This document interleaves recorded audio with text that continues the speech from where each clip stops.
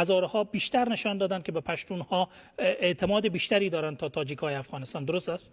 ببینید این به دلیل اتفاقاتی است که در تاریخ هم افتاده و طرف دیگر نباید فراموش بکنیم که به طور سنتی چون پشتونها در قدرت بوده اند یک نوع اعتماد وجود داره به پشتونها. این فکر این است که اینا توانایی بیشتر دارن برای اینکه حقی را اعاده بکنن یا مشارکت بدن در قدرت. نه، این یک بحث پسیکولوژیک روانشناسی وضعیت اقوام در کشور ما هست. بنابراین نه تنها هزارها، الان یک بخشی از تاجیک‌ها، نمیگم همه تاجیک‌ها، وقتی شما بگین در یارگیری کدام طرف استاد میشین میگه زیر بیرق ظاهرشاه میریم با پشتونها میریم، چون پشتونها قدرتمندن و قوم اولن و اینا میگن اینا اکثریتن.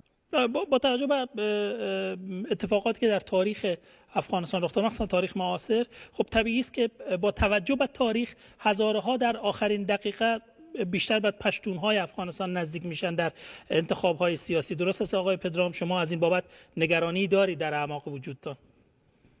نه، من واقعا نگران این نیستم. اول من با انتخاب اقوام، انتخاب دموکراتیک هر کسی، هر انسانی احترام میگذارم. اگر هزارها تشخیص میدن که با پشتونها بشن، چرا حقشان است، میتوانن.